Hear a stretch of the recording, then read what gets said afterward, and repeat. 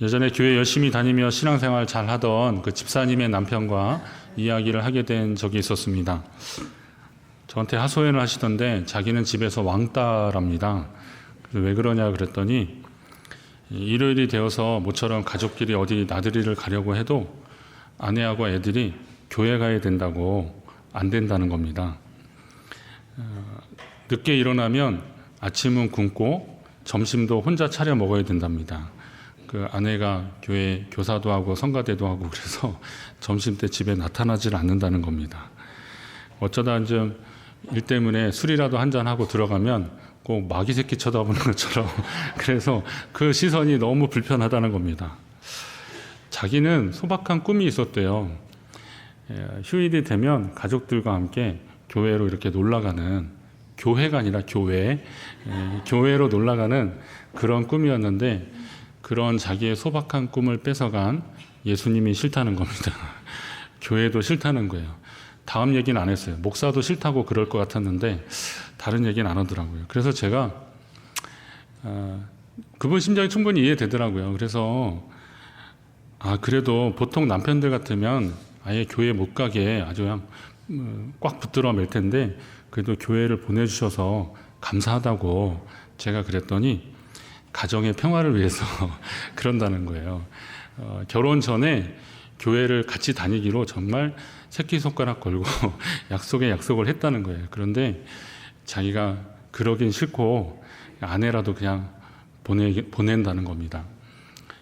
그런데 또 자기 사업이 이렇게 사업하는 분들이 그런가 봐요. 이렇게 좀 어렵고 힘든 고비들이 있는데 이상하게 그 고비가 잘 넘어가는 거 보면 아내가 교회 가서 기도를 많이 하는 것 같더래요.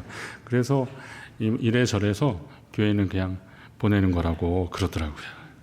우리는 조금 쉽게 생각하면 아니 자기도 예수 잘 믿고 교회 가면 식구들하고 같이 밥도 먹고 예배드리고 어디 놀러 가도 될 텐데 굳이 왜 그 이불을 고수하고 있어서 같이 예배 안 드리고 그럴까?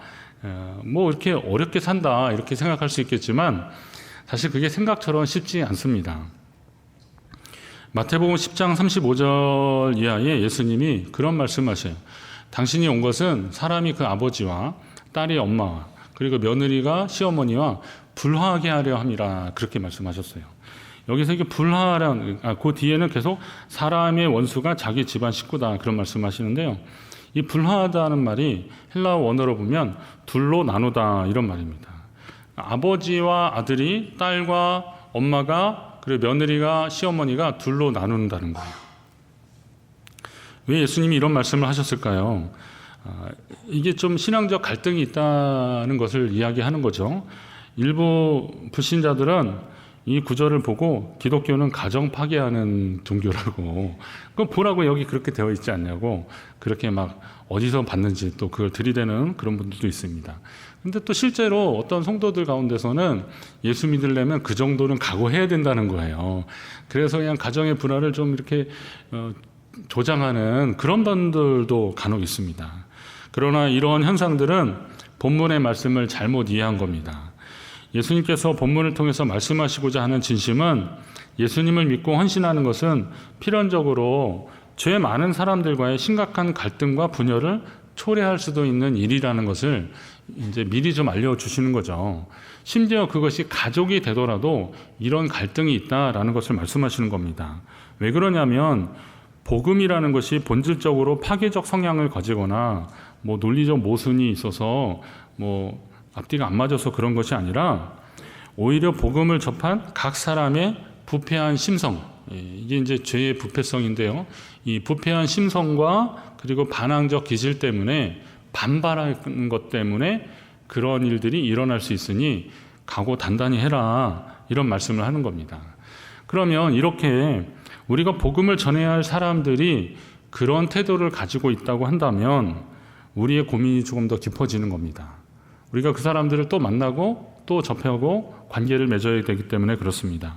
오늘 말씀을 통해서 믿음의 삶과 예수님을 반대하고 미워하는 사람들 사이에서 우리가 어떻게 행동해야 할지를 고민하는 시간이 되었으면 좋겠습니다. 주님의 뜻을 구하는 저와 여러분 되시기를 간절히 바랍니다. 이 자리에 그분이 계신데 제가 주중에 카톡을 하다가 카톡 프로필에 그 집사님 보니까 쇼핑 중에 즐거워하며 그렇게 드렸더라고요. 좀 웃었는데 제가 돋보기를 다시 이렇게 끼고 보니까 소망 중에 즐거워하는 것을 쇼핑 중에 즐거워한다고 그렇게 죄송합니다. 그래서 이렇게 오해하는 일들이 있어요. 하나님의 뜻을 오해하면 자기 종교가 된다 이런 말이 있습니다. 하나님 뜻을 오해하고 믿으면 자기 종교가 되는 거예요. 기독교라는 건 그리스도교거든요. 주님 예수 그리스도가 중심이 되는 종교인데 자기 중심의 종교가 된다는 거예요. 우리는 가끔 그런 실수를 하는 거죠. 제가 소망을 쇼핑이라고 보듯이 그렇게 하면 정말 이게 완전 느낌도 달라지고 인식의 차이가 막 달라지지 않습니까? 예수님의 마음을 잘 몰라서 제자들도 실수할 때가 가끔 있었습니다. 오늘 말씀을 보니까 형제들이 예수님께 유대인의 명절인 이 초막절, 3대 명절인데 그 중에 하나였던 초막절이 되면 온 이스라엘 사람들이 예루살렘에 다 모이니까 예수님 그때 올라가셔서 얼마 전에 보여주셨던 그 오병이어 기적 있잖아요. 오병이어로 막 몇천 명 먹이신 그거를 한번 확 보여주자 이거예요. 그러면 어떻게 돼요? 여기 예수님이 지금 갈릴리 지역에 계신 이유가 유대에서 다니지 않은 이유가 유대인들이 예수님을 죽이려 했기 때문에 그렇거든요. 근데 만약에 예수님이 이것만 딱 보여주시면 그 사람들 코가 납작해진다는 거예요. 예수님 보고 막 비방하고 그랬던 사람들 아주 기를 싹 죽일 수 있다는 거죠. 그런데 여기서 그 제자들이 노렸던 건 또 뭔지 아세요? 예수님이 그렇게 영광을 막 받으시면 어떻게 해요? 그 옆에 있는 자기들의 어깨도 으쓱해질 것 같으니까 그런 날을 좀 보고 싶었던 거예요. 야, 이 정도면 이거는 뭐 예루살렘 다 죽었어 이런 거예요. 거기 좀 가서 이거 좀 보여주십시다. 한번 갑시다. 지금 마침 또 명절인데 이만한 때가 어디 있습니까? 한번 갑시다. 그렇게 이야기를 하는 겁니다. 그런데 예수님은 뭐라 그러셔요? 내 때가 아직 차지 못하였으니 나는 이 명절에 올라가지 않겠다. 이런 말씀하십니다. 과연 주님이 생각하는 때라면 언제일까요? 우리는 주님의 때에 대해서 얼마나 고민하고 있나요? 이 때라면 타이밍인데 어떤 시간들인데 그러면 하나님의 시간과 우리가 생각하는 시간은 어떤 차이가 있을까요? 하나님의 시간과 우리의 시간에는 어떤 차이가 있어서 주님은 주님의 때, 당신의 때를 또 말씀하고 계실까요? 그런 고민을 좀 할 필요가 있습니다. 초막절에 예루살렘에 올라가자고 제안한 제자들의 그 이야기를 거절하셨는데 근데 10절 말씀을 한번 잘 읽어보시면 그 형제들이 명절에 올라간 후에 예수님 어떻게 하셨어요? 자기도 올라가셨어요. 그런데 나타내지 않고 은밀히 가셨다 그랬습니다. 아니 이건 또 뭐야 그런 생각이 들어요. 가자 그럴 때는 안 간다 그러셨는데 제자들 간 다음에 형제들 간 다음에 당신은 혼자 그냥 은밀히 가셨어요. 나타내지 않으시고. 왜 그러셨을까 좀 궁금해집니다. 성도는 믿음과 생활이 일치되는 삶을 살아야 되는데 예를 들면 부활을 믿는 사람들이라면 부활의 믿음이 있는 사람이라면 오늘 주어진 상황들 속에서 조금 더 책임 있는 삶을 살아야 됩니다. 한번 왔다 가는 인생이니까 에라 그냥 인생 뭐 있냐 그냥 즐기자 오늘을 즐기자 까르페 디엠 그러면서 그냥 그렇게 살 수 있는데 그런 사람들도 있는데 그러나 부활의 믿음을 가진 사람은 다음 세상을 준비하는 삶의 시간들을 하나님이 우리에게 허락하셨다라고 믿는 사람들이에요. 그러니까 오늘 우리에게 주어진 시간들을 더 소중히 여기고 진지하게 더 책임 있게 하나님 백성으로 살아야 될 책임이 있는 겁니다. 그렇기 때문에 어려운 가운데서도 환난 가운데서도 실망하지 않고 소망으로 인내하며 주님 바라보시는 저와 여러분 되시기를 바랍니다. 오늘 본문의 형제들 보면 그리고 제자들의 상황을 보면 어떻습니까? 그들은 예수님의 능력을 좀 자랑하고 싶었다 그랬어요. 그 주님을 등에 업고 사람들 앞에 좀 위세를 떨고 싶었습니다.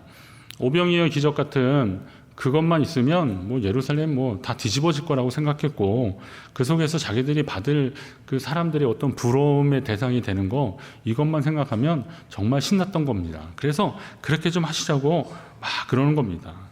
그런데 여기서 그리스도인들이 실수하는 것 중에 하나가 뭐냐면 부활의 주님 영광의 주님, 능력의 주님, 승리의 주님만 믿는 데 익숙해서 오히려 주님이 그렇게 되시기 전에 겪었던 주님의 사역을 놓쳐버리는 겁니다. 주님이 그러한 영광을 얻기 전에 당하셨던 일은 십자가의 고난이라는 것을 놓쳐버리는 겁니다. 만왕의 왕이신 하나님의 아들이 사람들로부터 모진 고초를 당하셨습니다. 멸시와 천대를 온몸으로 받으셨습니다. 심지어 제자들도 예수님이 고난당할 때, 예수님 치조당할 때 괜히 엮이면 곤란해질까 봐 먼 발치에서 보거나 도망가 버리고 말았어요. 예수님은 철저하게 외로우셨고 또 참 쓸쓸하게 그 고난을 온몸으로 혼자 담당하셨습니다. 본문 5절에 보니까 이는 그 형제들까지도 예수를 믿지 아니함이로라 이런 말씀이 있는데, 여기에서 그들이 예수님을 거부했다는 것이 아니라, 예수님을 부인했다는 말이 아니라, 예수님이 이 땅에서 고난받으시고 십자가에 달려 돌아가시기 위해서 이 땅에 오셨다는 사실을 그들이 믿지 않았다는 거예요. 자기가 믿고 싶은 대로 믿었던 거예요. 그건 예수님을 믿는 게 아닌 거예요. 내가 예수님을 믿는다고 할 때 내가 믿고 싶은 대로 믿는 것은 예수님을 믿는 거 아닙니다. 내가 어떤 사람을 대할 때 그 사람에 대해서 내가 바라는 대로만, 내가 원하는 방식대로 그 사람에게 요구하면 그 사람 별로 싫어하지 않습니까? 이 예수님에 대한 믿음도 그런 거죠. 내가 믿고 싶은 대로 믿는 것은 그건 예수님을 잘 믿는 것이 아니라는 거죠. 영광의 주님, 승리의 주님만을 섬기려는 오늘날의 그리스도인들은 과연 예수를 믿는 것입니까? 고난이 우리 가운데 있고 시험이 닥쳐왔을 때 우리는 과연 어떻게 해야 되는 겁니까?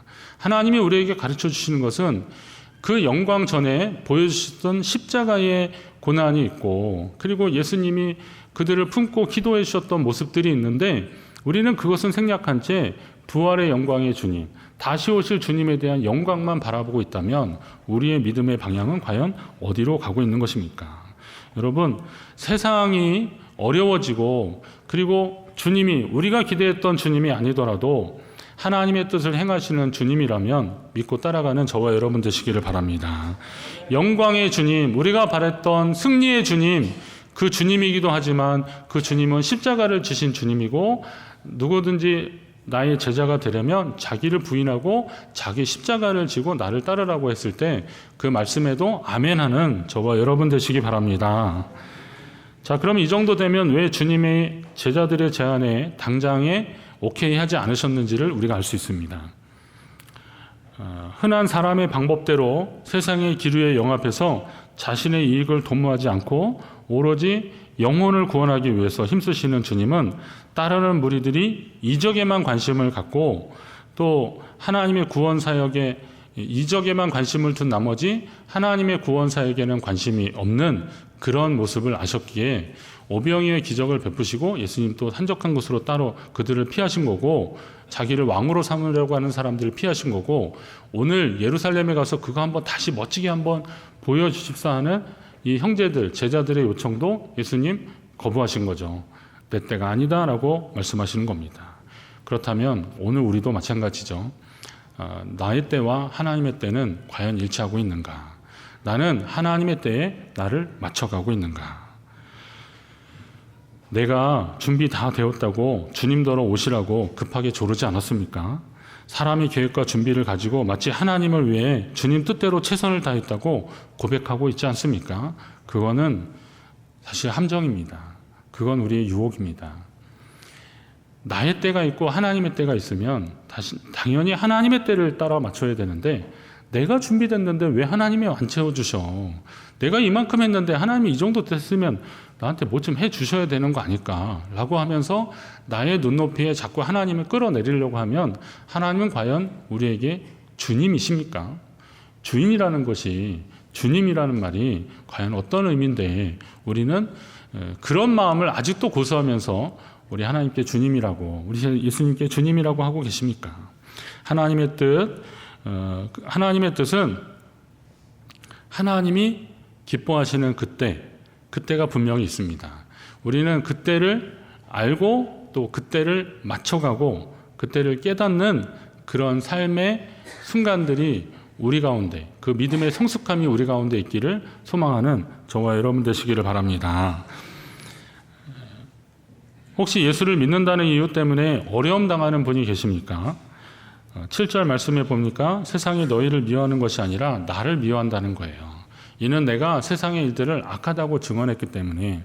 예수님이 세상을 향해서 그건 악한 것이다, 그건 죄다, 예수님께 지적하고 그러시니까 예수님을 미워하다 보니까 예수님을 따르는 사람들을 미워하게 된다는 거죠. 근데 결국은 너희가 아니라 나를 미워하는 거다라는 겁니다. 모세가 하나님 앞에 갔을 때 저들이 나를 원망한다 그러니까 하나님 그러잖아요. 그들이 너를 원망하는 게 아니야, 나를 원망하는 거야. 사무엘에게도 그럽니다. 그들이 왕을 구하는데 진짜 왕을 구하는 게 아니라 나를 왕으로 여기지 않아서 그런 것이다. 그런 이런 관점에서 보면 오늘 예수님도 이 제자들, 예수님을 따르는 사람들이 세상에서 만나는 고난과 어려움의 종류들에 대해서 충분히 아셨고 그걸 공감해 주시는 겁니다.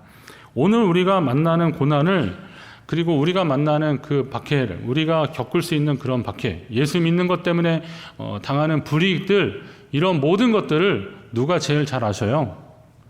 예수님이 아신다는 거예요.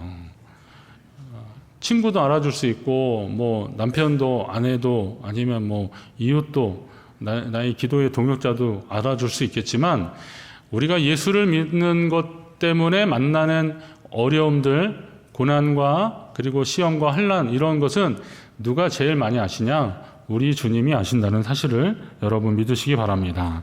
누가복음 10장에 보면 내가 너희를 보내는 것이 어린 양을 이리 가운데 보낸 것 같다 그랬어요. 양을 이리떼 가운데 보내는 것은 그건 죽음이잖아요. 찢기고 그리고 먹히는 일들이잖아요. 그런 심정으로 제자들을 파송하면서 주님은 그들을 바라보셨던 겁니다. 그러면 오늘 우리의 삶은 과연 주님의 이런 공감을 이끌어내는 삶을 살고 있는가? 나는 신앙생활하면서 주님의 이 공감을 이끌어가고 있는가? 어려움 당한다고 했을 때 그 어려움의 원인이 혹시 나의 교만과 욕심 때문에, 나의 이기적인 생각들 때문에 만나는 어려움인데 혹시 이걸 착각하고 있지 않는지 우리 자신을 봐야 되는 겁니다. 그러니까 하나님의 뜻을 오해해서 자기 종교에 빠져서 살면서 나는 하나님의 뜻대로 산다고 착각하면서 만나는 어려움들이요. 이 어려움들 속에서 우리는 오히려 하나님을 위해서 당하는 어려움으로 착각하고 있어서는 안 된다는 거죠. 예수님이 너희가 내 이름으로 살다가, 내 이름으로 복음을 전하다가, 내 뜻대로 살다가 세상으로부터 미움을 당하고 어려움을 당하는구나. 주님에게 이런 위로를 받으시는 저와 여러분 되시기 바랍니다. 그런 마음으로 하나님 앞에 믿음으로 나아가십시오. 그런 마음으로 하나님 앞에 살려고 애써 보십시오. 그러면 하나님이 여러분과 함께 하실 것입니다. 누가복음 6장 22절 이하에 보면 인자로 말미암아 사람들이 너를 미워하며 멀리하고 욕하고 너 이름을 악하다 하여 버릴 때에는 오히려 너희에게 복이 있다 그래요. 왜 그러냐면 하늘에서 너희 상이 크다 그래요. 그들의 조상들이 선지자들에게 이와 같이 했다는 거예요. 이전에도 이런 일들이 있었다는 거예요. 주의 이름을 믿는다는 이유 때문에, 하나님 섬긴다는 이유 때문에 그들을 핍박하고 그들을 멸시하고 그리고 그들을 조롱하는 그런 시도들이 이전에도 있었다는 거예요. 그러니 실망하지 말고 좌절하지 말고 너희의 상이 크다는 것을 명심해라, 기억해라, 주님 말씀하시는 겁니다. 교회에서 교사를 하거나 구역장 강사를 하시거나 일을 맡은 분들이 있잖아요. 이분들은 사명감을 가지고 그 일을 하시는 분들이에요. 그런데 어떤 분들은 그거 자꾸 힘들게 한다고 그분 이렇게 좀 오히려 그분을 힘들게 하더라고요. 그럴 때 여러분 그거 그 사람 싫어서 그러는 거 아니잖아요. 사명이잖아요. 그리고 또 그렇게 하고 싶고 우리 교회가 좀 그런 방향을 향해서 가고 싶고 그렇게 애쓰는 거잖아요. 그렇다면 함께 마음을 맞추고 나가야 되는 겁니다. 사랑하는 성도 여러분, 여러분이 주님 때문에 이 땅에서 어려움 당하고 있다면 오히려 기뻐하시기 바랍니다. 주님 때문에 어려움 당하는 거예요. 내 욕심 때문에 어려움 당하는 걸로 기뻐하는 게 아니에요. 자, 하늘의 상급이 크기 때문에 그런 겁니다. 여러분을 미워하는 것이 아니라 세상의 그 일들을 악하다고 말씀하시는 주님 때문에 미워하는 겁니다. 그러면 여러분이 주님을 위해 살기로 하셨다면 그 고난도 함께 받을 각오가 되어 있어야 됩니다. 마태복음 5장 예수님 산상수 말씀하시면서 의를 위하여 박해를 받는 사람이 복이 있는데 천국이 저희 것이라 그랬습니다. 의를 위하여 박해받는 사람, 어쩌면 순교를 당하는 사람이 여기에 해당될 수도 있고, 의를 위하여 어려움을 당하는 사람들이 다 여기에 속하는데요. 이 사람들에게 하나님, 우리 예수님이 천국을 약속하고 계십니다. 오늘 우리가 그 천국을 약속받은 사람으로서 주님 뜻 가운데 살아가는 저와 여러분 되시기를 간절히 바랍니다. 예수님은 우리와 같은 육체를 지니셨던 분이기 때문에 우리 인간적인 욕심들이 어떤 것인지를 아셔요. 말하자면 사람들 앞에 좀 드러나고 싶고 인정받고 싶고, 그리고 또 자기의 모습을 통해서 칭찬받고 싶어하는 그런 거, 그리고 좀 위세를 좀 떨고 싶어하는 그런 마음, 그것이 얼마나 뿌리치기 힘든 유혹이라는 것을 우리 예수님이 알고 계십니다. 그러나 예수님은 잠깐 누리는 인간적인 기쁨과 자랑을 인류의 구원을 위한 하나님의 뜻과 바꾸지 않으셨습니다. 다시 말해서 하나님의 구원의 때를 묵묵히 기다리셨다는 겁니다. 믿음의 관점에서 잠깐의 기쁨과 영원한 기쁨에 대한 선택의 갈림길은 우리 앞에 계속 놓여져 있을 것입니다. 그러나 지혜로운 자는 순간보다는 영원한 것을 선택해야 됩니다.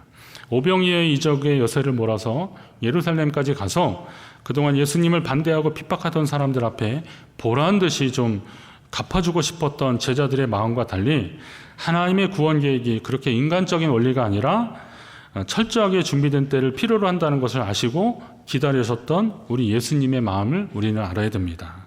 성도는 세상과 주님을 동시에 바라보면서도 주님의 방법을 더 구해야 되는 사람들입니다. 그렇다면 여러분의 가족이나 함께하는 분들이 아직 예수님이 우리에게 생명을 얻게 하시고 더 풍성한 것을 얻게 하시려 이 땅에 오셨다는 사실을 모르는 사람들, 아직도 그걸 모르니까 우리가 예수 믿는 과정에 일어나는 일들에 대해서 색안경 끼고 보고 있거나, 또 그런 복음을 전하는 나를 거부하고 반대하고 미워하는 사람, 아직 예수님이 우리로 생명을 얻게 하고 더 풍성히 얻게 하려고 그렇게 우리 가운데 오셨다는 사실을 모르고 있는 사람들은 그런 반응들이 당연할 텐데, 그러나 그런 것 때문에 낙심하지 마시고 그런 것 때문에 힘들어하지 마시고 하나님의 때를 잘 준비해서 그에게 다가가시기를 간절히 바랍니다.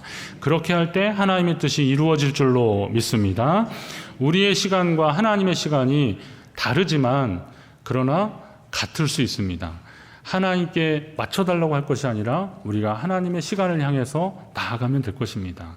여러분이 그 하나님의 시간에 함께 동참하고 또 주의 일에 참여하는 믿음의 사람, 그래서 하나님의 뜻을 이루어 나가는 주의 백성 되시기를 주의 이름으로 축원합니다.